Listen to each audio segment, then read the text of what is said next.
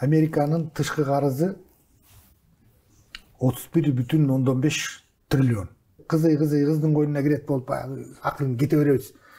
Биринчи украиндык армиянын командиринин аянттагы эстелиги эмес, мүрзөсүндөгү эстелигин барып туруп талкалап атса. Гражданскийлер өлүп атат. Алар атып атат, алар эмне үчүн атып атат? Ал Американын тактикасы. Бизде Тынчтыкбек Чоротегин чыкты. Мына орустар карапайым элди кырып атат. Тынчтыкбек Чоротегин келмей жок. Бирин экин бир 4-5 келе сога алды, алар биз орус менен өнөктөшпүз. ОДКБ боюнча союзникпиз. Так ошону айтып аткандар кыргыздар. Ошолор дагы орус менен кыргыздын ортосуна согуш чыгара албайт. Анан бирок Американын планы бар. Албайт. Тем более орустан кийин өзүнүн очередин келген сезген Кытай азыр спина к спине туруп орус үчүн. Туруп бериши мүмкүнбү? Же турабы, турбайбы? Мына кечөкү өз жаны үчүн. Өз жаны үчүн. БРИКСчы ушул ызычууга кандайдыр бир АКШнын Россия менен тирешине кандайдыр тирек болуп бере алабы же бере албайбы? Бул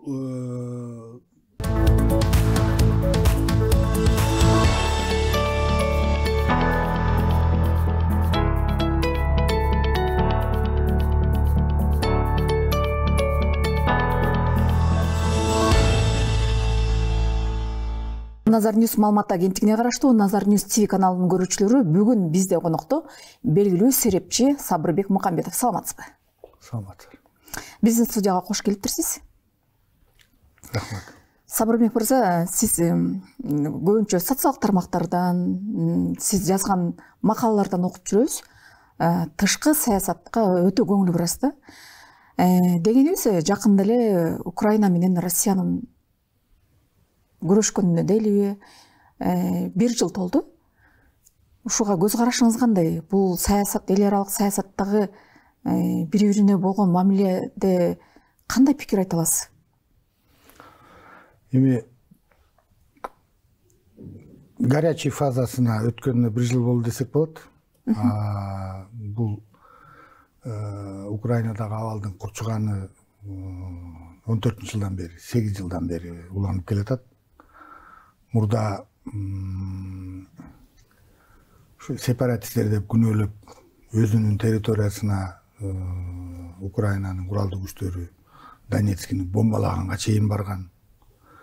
8 жылда 15.000дей жөн жарандар өлгөн. Бирок анын баарын батыштык пропаганда айтпай келген.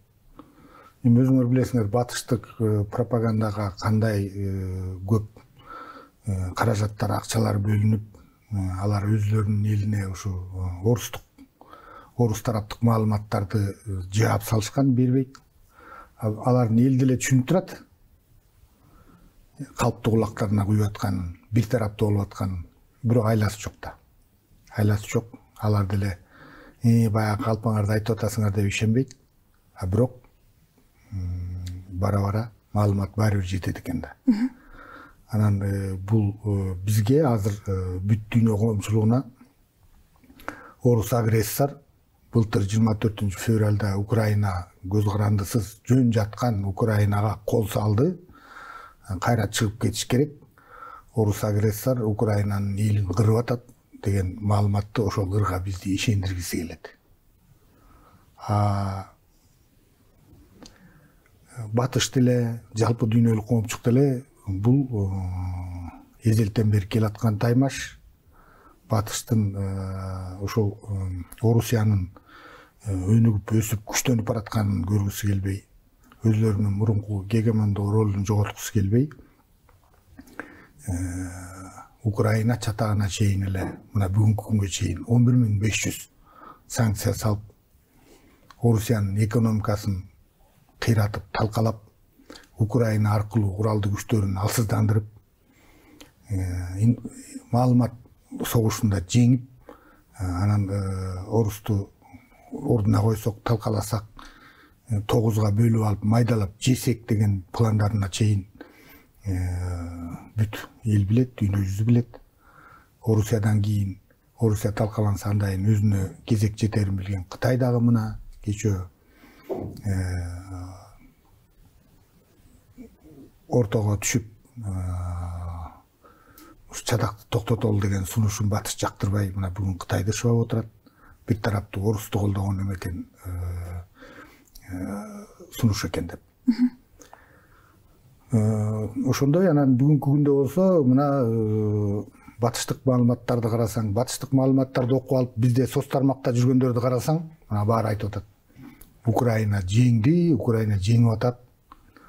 А күздөн бери карап көрсөң, мына фронттун сводкаларын Украина бирде айылды, бирде элдүү пунктту бошотуп алып элек. Россиянын. Россия линия соприкосновенияны турукташтырды.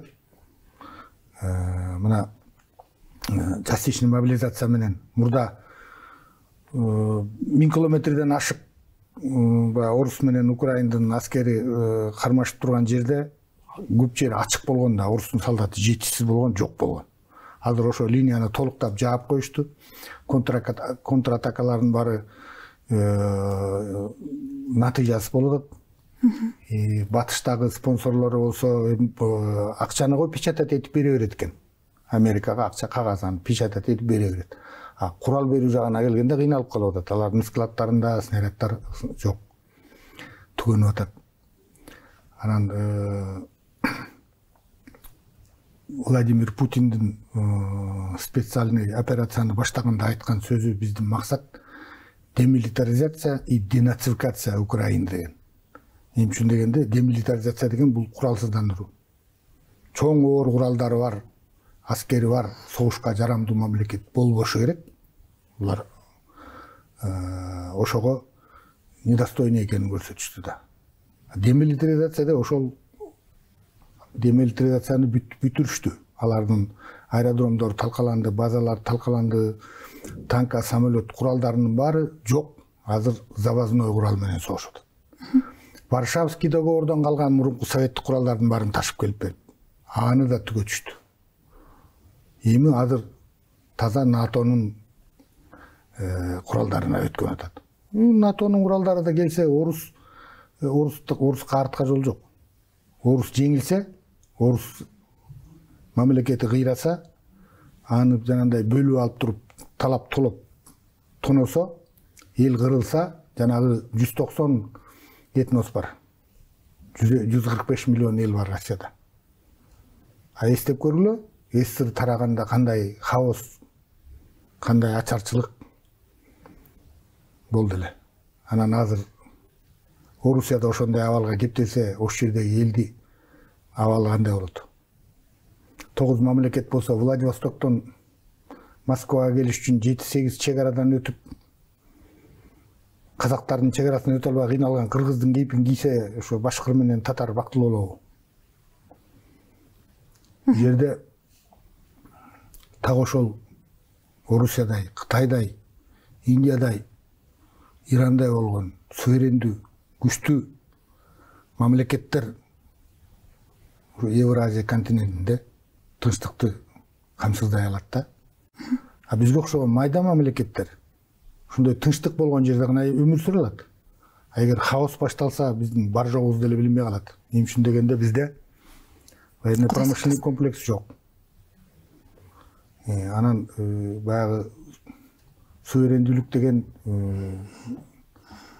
ал ошол кырдаалдан, жагдайдан зависит этет да. Сабырбек мырза, чет элдик маалымат булактары бизде деле жазылып атат да. Украина, Орусия Украинанын алдында алсыз экен. Бир жумада, 2 жумада согуш токтоп калыш керек эле. Ошол согушту токтото алган жок депчи. Бүткөн алган жок. Бүткөн алган жок депчи. Чынында эле Украинанын алдында Орусия алсызбы? Азыр Орусияны дүйнөдө күчтүүлүгү боюнча экинчи армия деп айтып келген, анан экинчи эмес экен, Украинаны жеңе алган жок деп атат. Ооба. Деп атышат да. Мен айтат элем, наоборот, Орусия ушунчалык чыдамдуу, күчтүү, сабырдуу, биринчи орунда турган күчтүү армия экен деп. Өздөрүнүн ою батыштын, НАТОнун, АКШнын орусту алсыратуу, орусту жоготуу болсо, анан НАТОго кошуп албай атпайбы Украинаны. Кошуп алгандан коркуп атат. Эмне үчүн дегенде 5-пункт боюнча анда НАТО өзү аскери менен кирип согуш керек. Ал согуштан алар абдан коркуп атат. Себеби мисалы бизде ОДКБ боюнча деле ошондой да договор.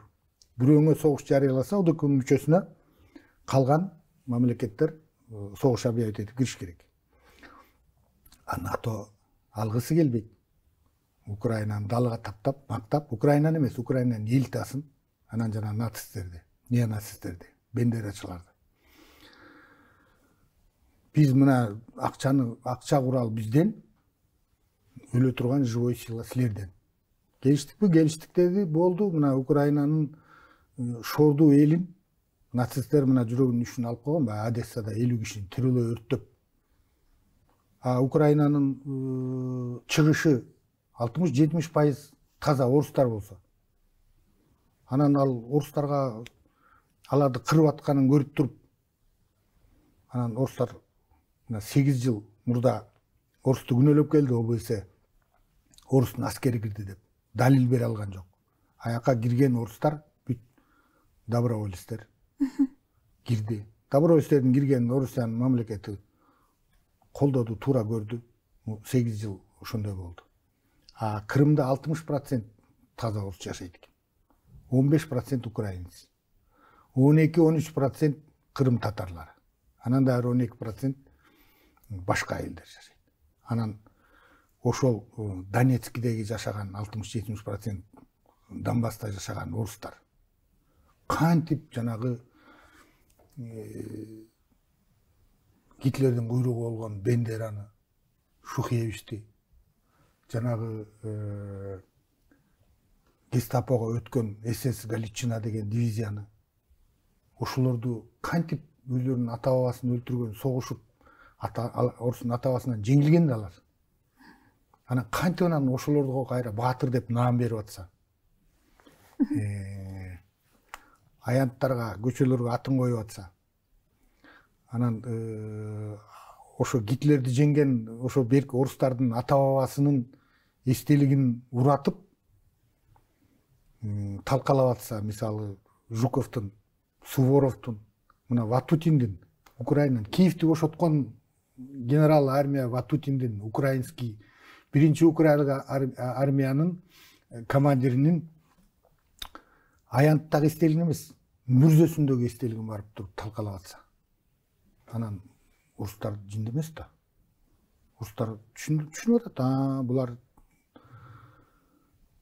батышка сатылып, Украинаны кыйраткысы келген неонацисттерди денацификация деп ошону айтып атат. Нацисттерди жоготуу деп. Анан мына орусту эмне жеңип атат, Украина жеңип атат, кыйын экен дейт. Эми орустар жеңгенде эмне Украинанын эли менен согушуп атабы. 4 эле чоң бомба, тяжелый бомбардировканы колдонгон жер жок да, америкалыктар окшоп. Америкалыктар мына масул. Восстановление болбой тургандай болуп калды. Иракка кирди. Эмне деди? Ирак күнөөлүү деди. Ирак химиялык курал менен деп мына Колин Пауэлл ондо пробирканы көрсөтүп туруп. Анан 10 жыл өткөндөн кийин эчтеке жок экен дегендей болгону Пауэлл кечирим сурамыш эле болуп койду. Ал өткөн чак өтүп кетти, так было, кто вспомнит. Ким аны эстейт деп атат. Анан ансыңарындай орустардын Украинаны тып-тыйпыл кылып, Американын метети менен шокки трепеттеп койду. Элдин баары жүрөгү түшүп, багынганга даяр болуп калыш керек, психологически. Ковровый бомбардировка деп койду. Микрорайондорду жөн эле бир да военный жок, мына микрорайондорду аткылаган. Азыр да улантып атат, мына күндө атат. Донбасты күндө хаймерстер менен микрорайондорду, Донбасты шаардын ичинде аскер жок болуш. Гражданскийлер өлүп атат. Алар атып атат, алар эмне үчүн атып атат? Ал Американын тактикасы. А орустар мына өткөндө 2 айдан бери бир Днепропетровскиде бир чоң үйгө бир подъезди кыйнап калды ракета түшүп. Бизде Тынчтыкбек Чоротегин чыкты. Мына орустар карапайым элди кырып атат. Кырса эмне сентябрда таштаган жок, эмне андан бери таштаган жок жылуу үйлөргө. Анын кандай болуп ташталганын украиндердин ПВОсу атып түшүрөбүз деп атып, ракета багытын өзгөртүп, случайно жарылганын айта коем деп Арестович жумушунан бошободу.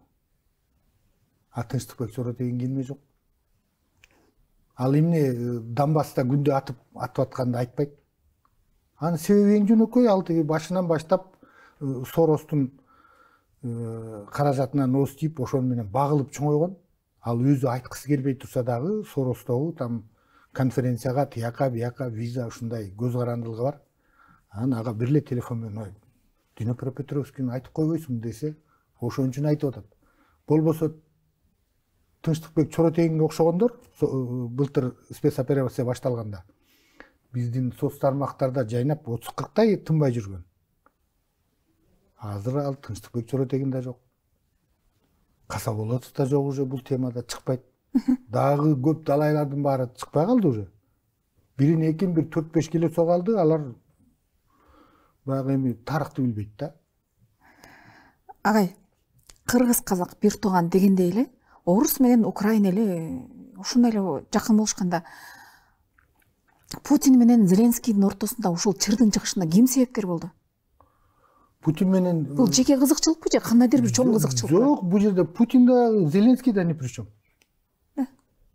Бул англосакстардын, Американын планы.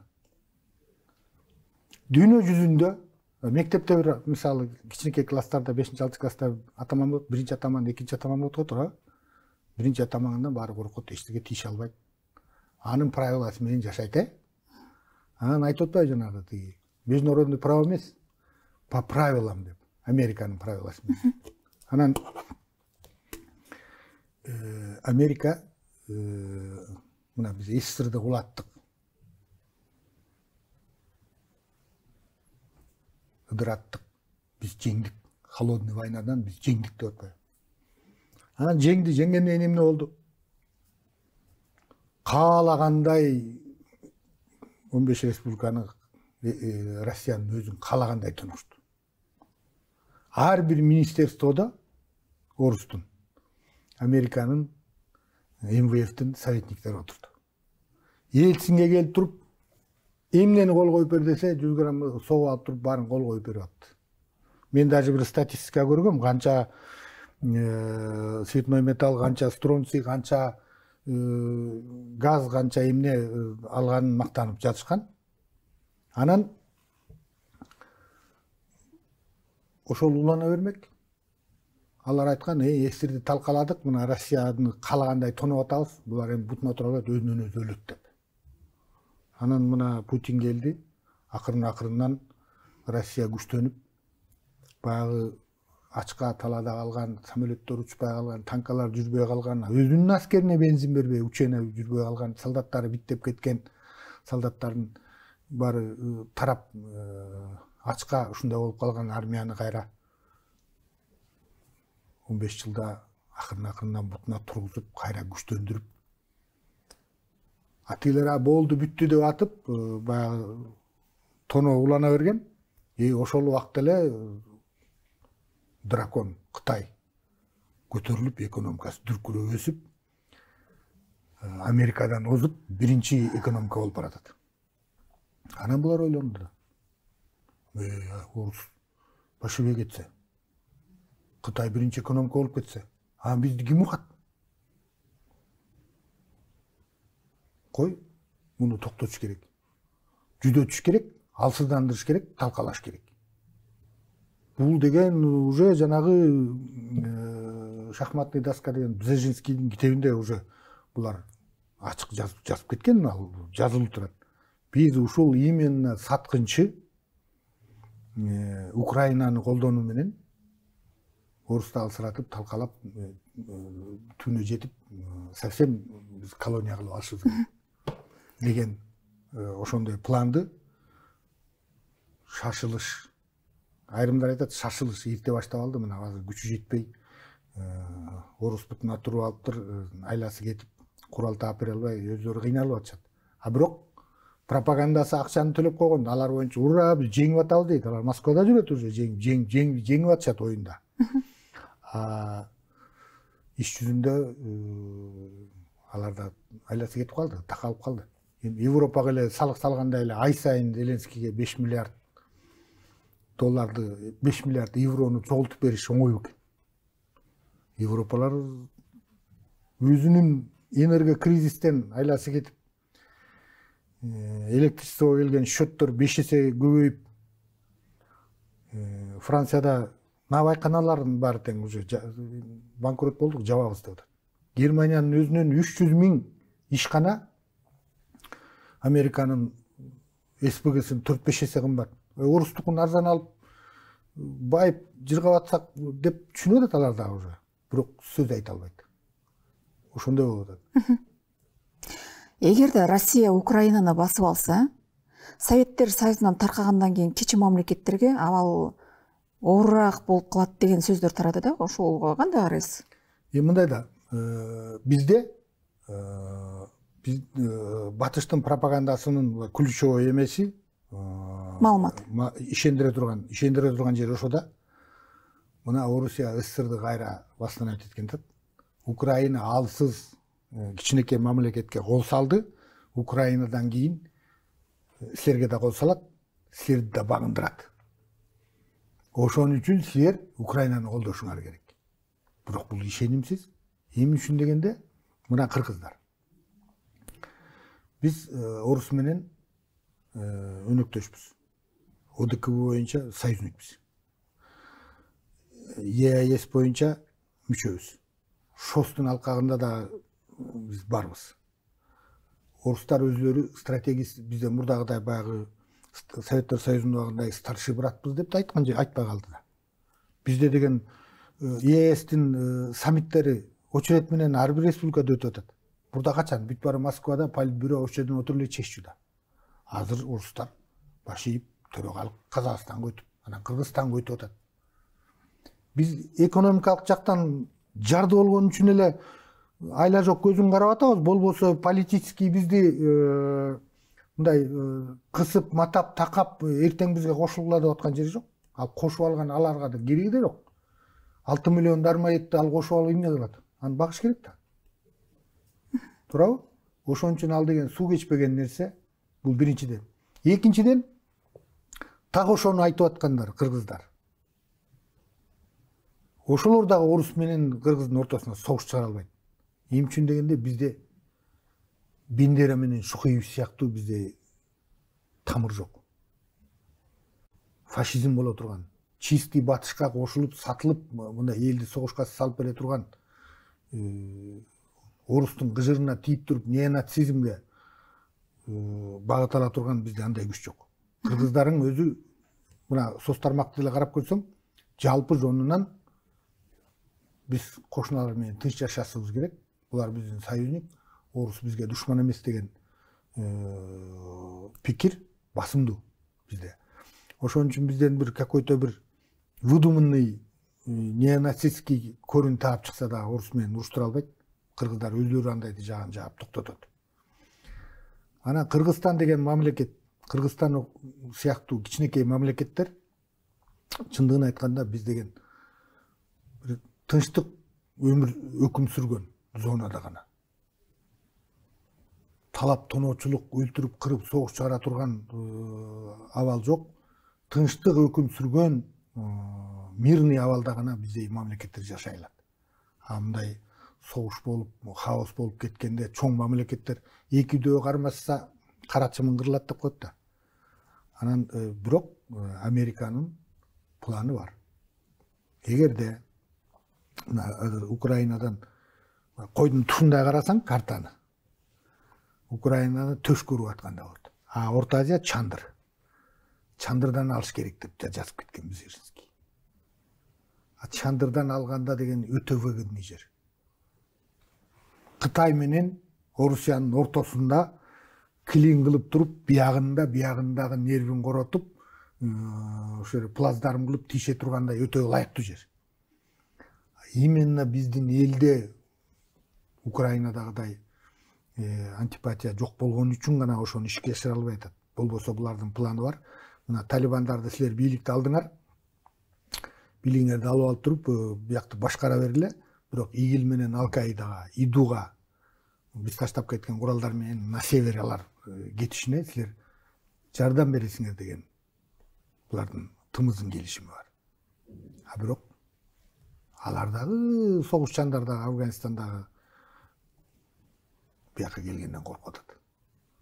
Алар Түркменистанга 15 жолу кол салды, Иранга кол салып атышат, мына эптеп бир движение кылып атышат да. А орус менен украиндардын бир тууганчылыгы тууралуу сурап калдым. Бул Украинанын чыгышы Днепрдин бер жагы. Одесса, Николаев. Булар таза орустар курган шаар. Крымды да билесиң. Валютарский решение менен Хрущев берип салган. Аякта Крымда да толук орустар жашайт. Ошол Донбасстагы орустардын барын большевиктердин катачылыгы болгондо алар ойлогон. Булар чындыгын айтканда Львов жак бир кезде Австро-Венгрияга башыйып, бир кезде Польшага башыйып жүргөн. Галиция там, Закарпатский эмелер. Анан ошолор биринчи, экинчи дүйнөлүк согуштун жыйынтыгы менен Орусиянын СССРдин карамагына өтүп атпайбы. Действительно алардын там греко-католиктер, католический вероисповеданиялар да көп, поляктар да көп.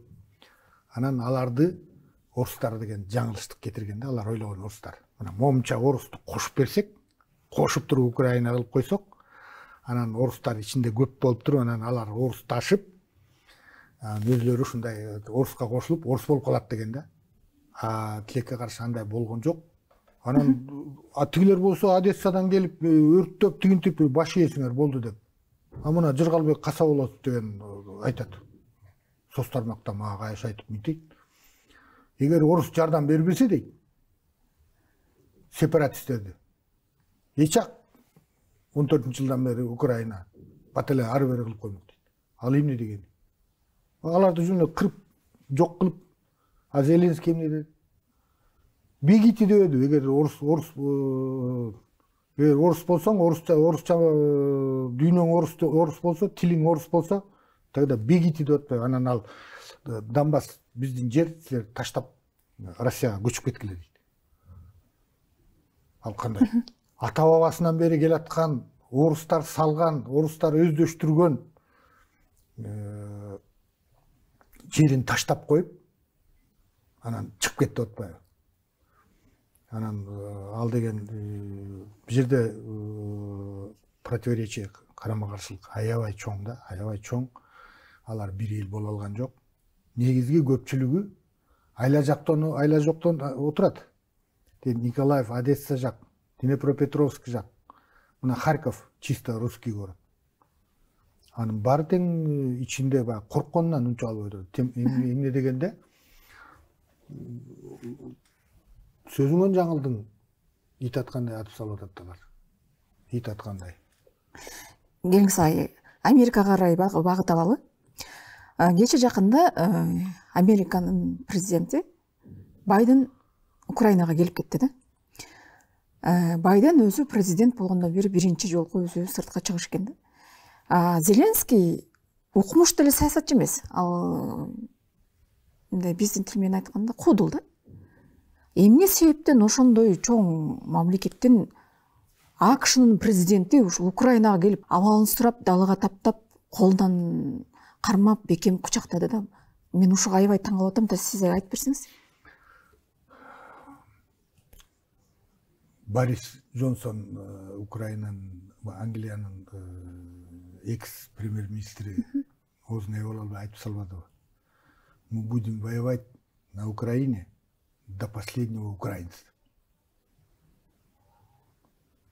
Бир да украинец калганча согушабыз. Анан украинецтер жок калгандан эмне алат? Анан поляктарды салат. Поляктар биз очередте биз өлүп беребиз деп атпайбы. акча үчүн Украинанын, Польшанын элиталары өзүнүн элин как пушечный мясо катары отко салып берип атат, отун катары. Анан ошого мына англосакстар акылдуу деген ошо да, биз акылдуубуз деп ошон үчүн айтып атат да. Алар деген мына ушул спецоперация, ушул согуштун башталышын так ушундай каалашкан. Чтобы бүт дүйнө жүзү орус агрессор, орус күнөөлүү, орус баштады деген ырга куплетке көндүрөбүз. Ошого ишендиребиз деген. Ишендире алдыбы? Азыр уже дүйнө жүзү уже анын баары калп экенин түшүнүп бүтүштү. Бирок аларга ал не важно. Үтүктөн бери бүт дүйнө жүзүндө 700 миллион бириккен батыштын, бирдиктүү батыштын СМИ айдыңында күнү түнү ошолор дагы эле алып атат. Хотя өзлөрү Ангела Меркель эмне деп айтты? А дегенде Кравчук мойнуна алды. Биз жөн эле алдап Минск 1, Минск 2 дегенди аткаралы деген оюбуз да жок болчу. Бизге согушка даярданганга гана убакыт керек болчу деп айтты. Кравчук бүт дүйнө жүзүнө. Андан кийин Ангела Меркель айтты. Так эле ошону кайталады. Анна-Лена Бербок, Германиянын тышкы иштер министри. Биз Европа Россия менен согушуп атабыз. Ушундай согушуп атканда эмне үчүн бербейсиңер? Бересиңер куралды деп. Ал айтып алды. Бул ашыкча болуп кетти деп туруп Анна-Лена Бербекти баары сөгүп туруп, сен келе соосуң.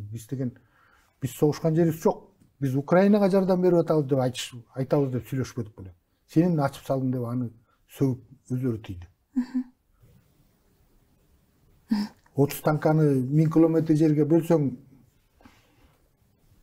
200 километр жерге, 100 километр жерге бирден танка тиет да.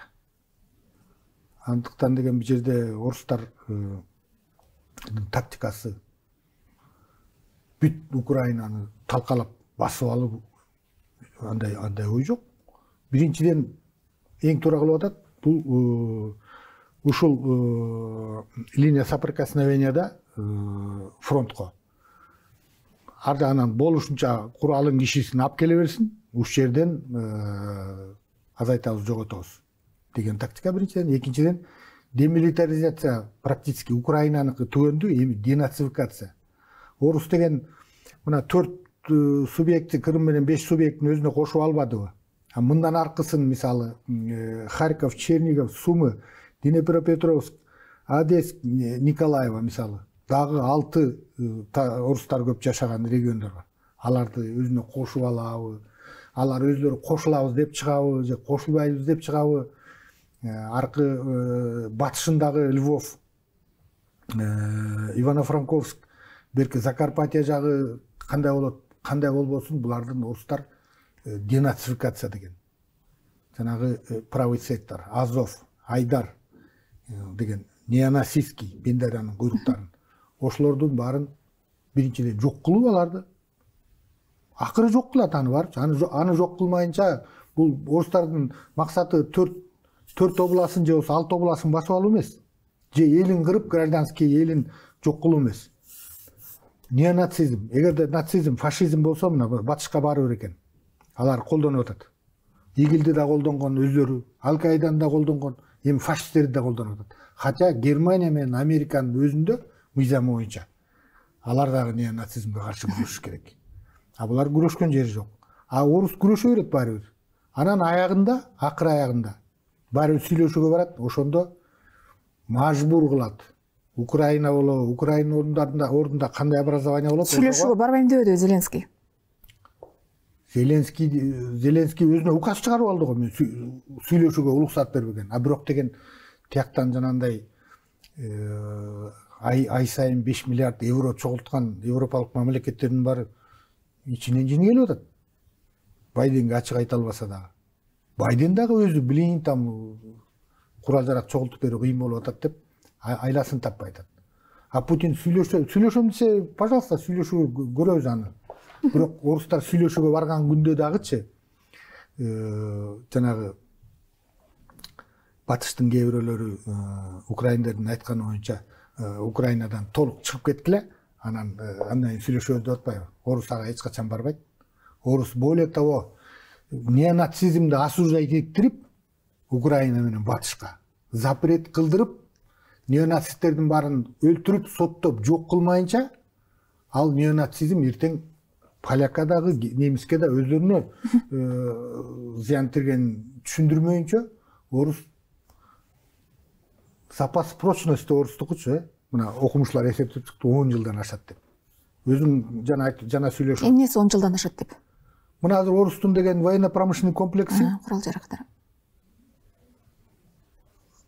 4 смен иштеп атат. 24 саатты 8ге бөлсөк 3 эле смен да. Булар 4 смен иштеп атат. Бир смен 6 сааттан көп койду. Ал эч агала июнда төгөнөт деген. Орустун ок-дарысы, ракетасы июнда төгөнөт деди, андан кийин августта төгөнөт деди. Кана төгөнгөн. Орустуку иштеп атат. Андан тышкары тамак аш боюнча. Эң биринчи керектүү азык-түлүктүн баары. Орусия дүйнө боюнча эң чоң экспортер. Буудай, зерно, суумай, шекер. Эмне тамак кааласаң, орус өзүнө кенен жетет. Ачарчылык болбойт, эл иштей берет. Акчабы? Акчаны орус өзү печатать этет. Аларга керек болсо доллардын да кереги жок уже. Келиңиз ай. Ошондуктан бул жерде орусту баягы Украина менен орусту жеңебиз деп пландаган эмес. Алар санкциясына, анан внутренний 5-чи колоннага, Россиянын ичиндеги ички орустун душмандарына, ошолорго таянып, хаос кылып, эстирдай кылып, санкциялар эффект бергенден кийин булар вообще банкрот болуп, баш аягын таппай калат деген. Орустун экономикасы чым деген жок. Кайра мына батыш эмне болуп атат? Германия мына өзүнүн толук суверенсиз, көз каранды экен Францияда көрсөттү. Анан азыр Европа тажап, кутула жатап, тажап баштады Украинадан. Анан ал украиндер болсо бизден кийин силерге кирет дейт. Орус качан Европаны барабыз, талкалайбыз, жок кылабыз деп. Бир айтмак турмак андай даже украиндер, европалыктар өзүлөрү андайды ойлоп таба элек болчу. А бирок мына украиндер өлүп бүтсө, ордуна биз болобуз деп Моровецкийдин, Польшанын премьер-министри айтып атат. Бул орус дейт, адамзаттын денесине чыккан раковый опухоль дейт. Бул орусту кырып толук жок кылыш керек дейт. Анан ошону уккан орустар эмне дейт? Понятно, булардын сыры белгилүү дейт да. Ошон үчүн азыр мына орустар настолько сплотились. Мында эч качан болгон эмес. Чыкчу жанагы орустагы чаары чегилер 5-чи колонна бүт баары качып кетти. Азыр орусту жеңе албайт. Тем более орустан кийин өзүнүн очеретин келген сезген Кытай азыр спина к спине туруп орус үчүн. Туруп бериши мүмкүнбү? Турабы? Мына кечээкү 12 сүйлөшүүлөр ошо жокко чыгып кетпеги? 12 пункттан турган сунушту батыш эмне үчүн Кытайды күнөөлөп жамандап атат? Бул оруска болушуп жазып келипти деп атат. Индия ортодо кыйналып атат. А бирок Индиянын эсинде 29 миллион индусту алар кандай кырып, Африка баш көтөрүп атат. Мына июнда Африканский союз тире Россия деген форум болгон Санкт-Петербургда. Бүт Африка мына Францияны бар кет деп кууп атат. Колония болгон, себеби алар канын ичкен да, негилер бар, сатып тирүүлөй. Ошону эстеп атат. Кытайдын Россияга карай багыт алган өз жаны үчүн. БРИКСчы ушул ызычууга кандайдыр бир АКШнын Россия менен тирешине кандайдыр тирек болуп бере алабы же бере албайбы? Бул бардык мен суверендүүмүн деген өлкөлөрдүн баарында ушул бир Америкага ушул бир көз каранды болбой, ошондон коркпой бир жалдырабай, ошого алдатпай, ошондон таяк жебей жашасак деген ичинде көксөөсү бар мамлекеттер ошол. Бразилия, Россия, Индия, Китай и Южноафриканская республика. Бул Брекситти 5 түздү. Азыр ал жерге киребиз деген мамлекеттердин саны 30га жакындап калды. Келечеги барбы? Албетте келечеги бар. Ким Украина суверендүүлүктү каалайт деп атасың. Ал суверен болбой эле вассал болуп, жертва болуп кетип атат. Тилинин учундагы сөзү мен эркиндик үчүн, свобода үчүн дейт. Булар накта свобода үчүн болду. Ушу Американын көзүн карабай, азыр Брикстин международный эл аралык расчет үчүн өзүнчө Брикстин валютасын сүйлөшүү жүрүп атат. Брикстики мына быйыл жайында Брикстин эмеси болот, саммити болот чоң. Бриксти болтурбаш үчүн дагы Америка болгон аракеттерин кылат. Бирок деген просто ачык. Мисалы, азыр НАТОнун мүчөсү болгон Турция да Брикске кирип атат. Эмне үчүн Турция Орусияга каршы санкцияларга кошулбай атат? Турцияга Америка жардам берем дебеди, ошол акыр жолдон, орто жолдон тайып кетпейби? Турция өзүнүн оюнун кылып атат. Өзүнүн оюнун кылып атат, бирок деген Турцияда өлөрүн билет да. Турция баягы Сириядагы орустун самолетун атып алгандан кийин орустар барбай помидору чиригенде эле кокуй кой, соода саттыкты бузбаш керек экен деп жакшы сабак алыптыр. Мына Турция ачык эле айтып койду Америкага. Биз сосед, орус, кошуна. Биз муну менен экономикалык байланыштарды үзүп, силердин санкцияңызды колдойбуз деп, мен элимди ачык-ачыктан кырып ала албайм. Колдобойм деп койду. Южный Корея дагы санкцияны колдобой атат. Хотя Южный Корея, Северный Корея Кытай менен эсир болушат, Южный Корея прозападный Америка, Япония болушат деп турат. Южный Корея да ачык айтты. Биз өлөлү анда дейт. Биздин телевизор, үттүк, бытовой, пылесос, машине, сашине эмне чыгарса экономикасы. Бүт ошону Россия менен Кытайга сатат экен да. Агай. Анан ал кайка сатат анан товарын? Эми дагы бир суроо. Ошон үчүн көрдүңбү, баягы жанын ойлогон, суверендүүлүгү азмас, суверендүүлүгү бар мамлекеттер, мисалы, ошентип өзүн ойлоп пикирин билдирип атат. Германия эли көчөдө жүрөт, мына кечөө көрдүңөр. Орусиянын танкасын ок тийип талкаланган танкасын алып келип Берлиндеги немецкий посольствонун алдына коюп туруп, анын үстүнө чыгып, сийип чичип мазактайбыз деди эле. Эмне болду? Германиянын эли чубап келип туруп, танканы гүлгө ороп, аягынан уялгандан түн ичинде кайра башка жака алып кетишти. Бул Германиянын элинин мнениясы да. Элди угат ошол.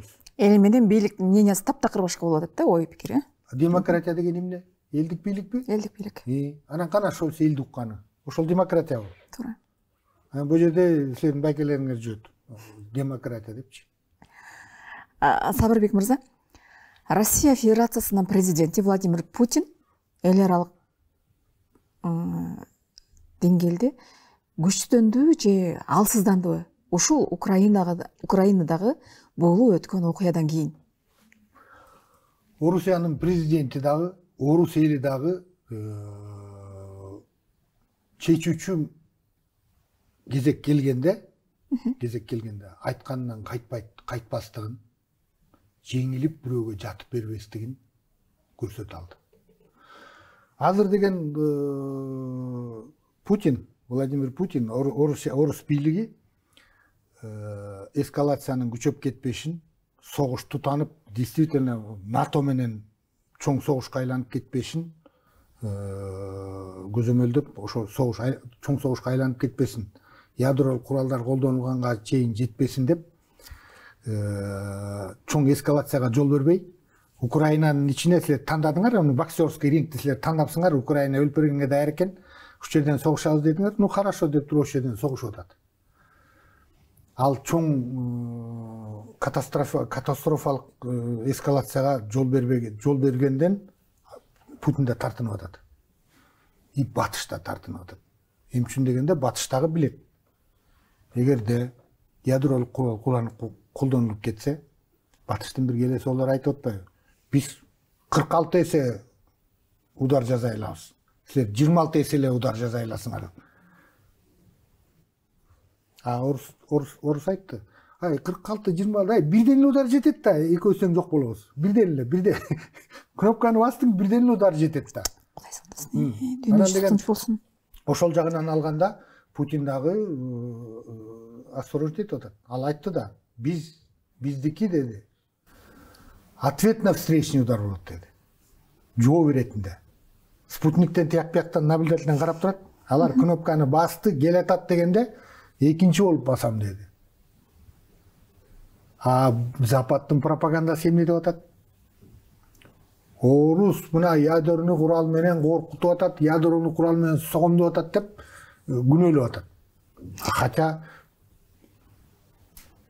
Великобританиянын экс-премьер-министри жана Лиз Трасс деген мен красный кнопканы басканга даярмын деп тантаңдап барып ошол ойдон бир айдан ашпай ошол жерден жоголду го.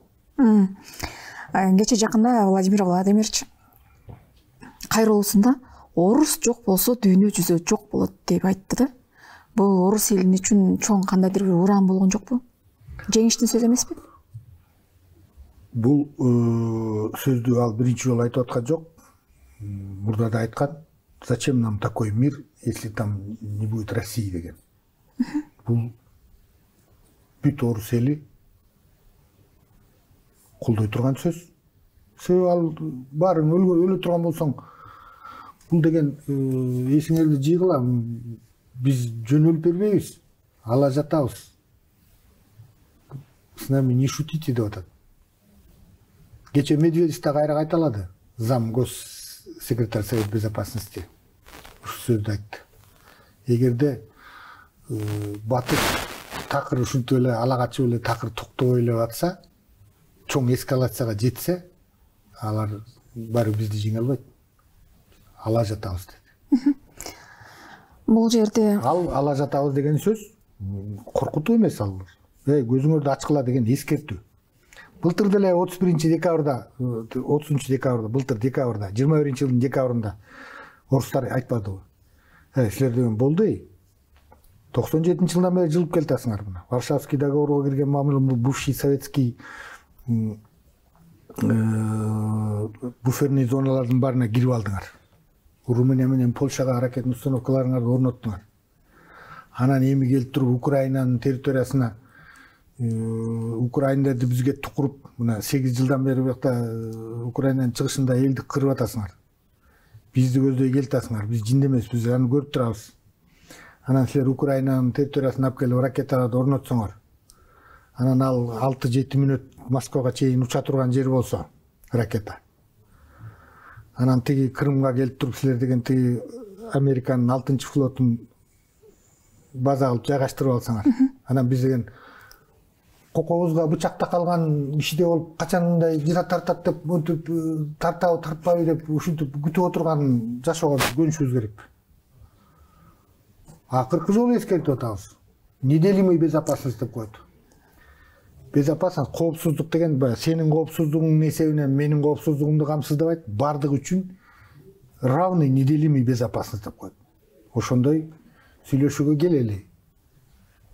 Сүйлөшөм десеңер, сүйлөшпөйм десеңер анда согуш чыгат деген. Эскерткен. Анан тигилер деген, бул сүйлөй берет деп кыздын койнуна кирет болуп акырын кете беребиз деп токтогон жок. И получили по морде. Бул жерде мен сизге жыйынтыктоочу суроо. АКШ тарапта санкция деген колдонмо сөз бар да.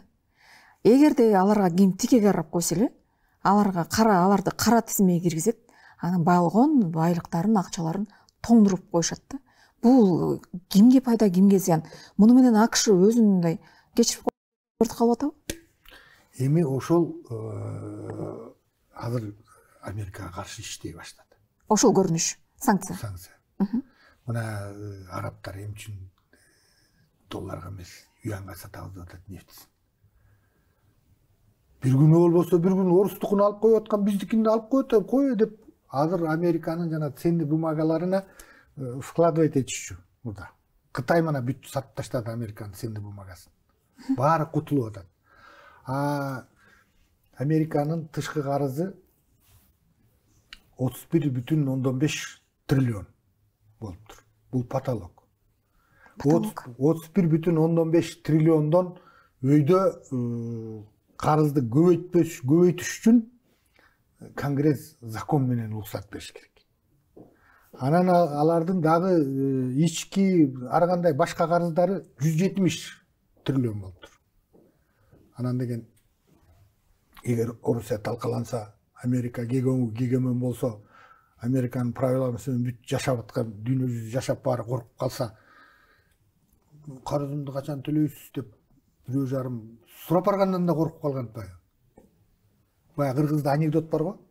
Бирөө карызын доолап келсе, блокнотун ачып туруп, сен 31-чи очерет экенсиң. Жиңге тисең ары элден ары жылдып таштайм азыр деп кайра карыз алган коркутканды билесиң. Ооба. Так ошондой анекдот болуп атат да. Анекдот болуп атат. Анан ошон үчүн азыр долларга эмес, золотой валютный ресурстун баарын башка валютада, мисалы азыр орустар да көбүн юанга, анан алтындын өзүнө жасап атат. Басым жасап эметип атат. Өткөн айда Бразилия менен Аргентина экөө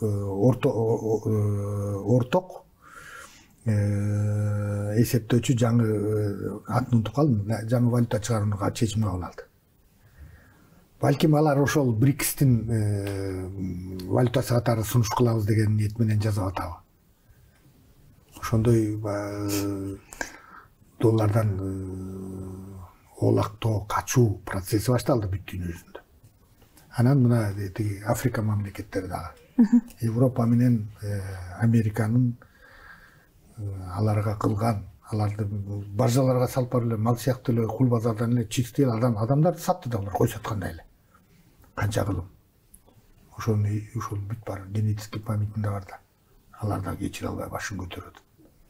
Индия, арабтар, Иран мына. Иран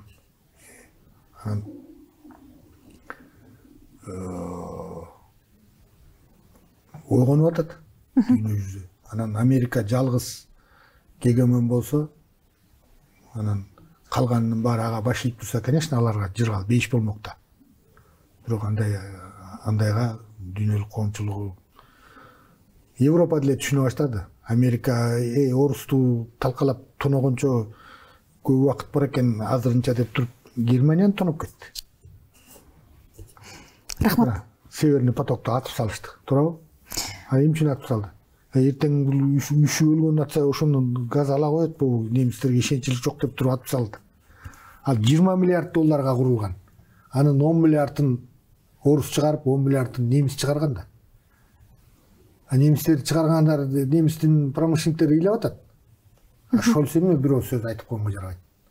Айта элек азыр. Бизге да зыян кылып салбадыңар деп айта албайт. Айтчу болсо, Шольцту баягы Стросс-кандай кылып туруп жок кылып койду бир күндө. Бул Европанын баары тең, короче, Америкага вассал болууга макул болуп, ошондой жашоо менен күн көрүп келатышат.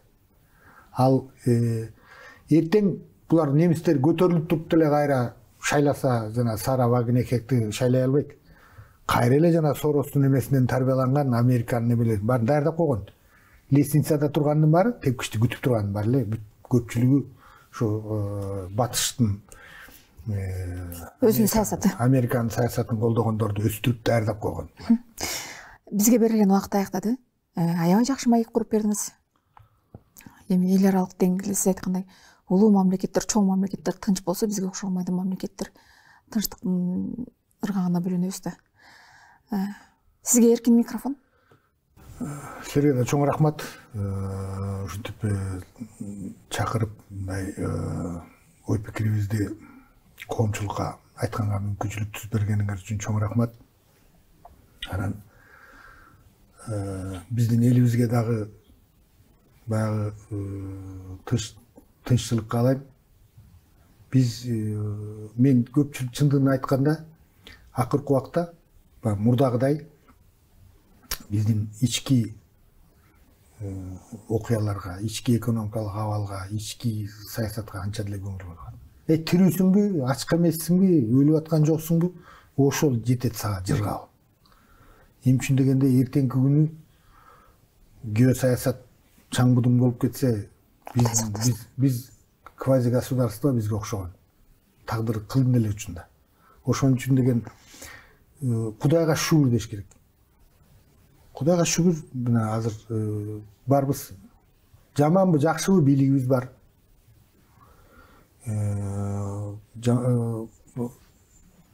Сага окшогон коомчулукта силерге окшогон, журналисттерге окшогон, активисттерге окшогон 26 адам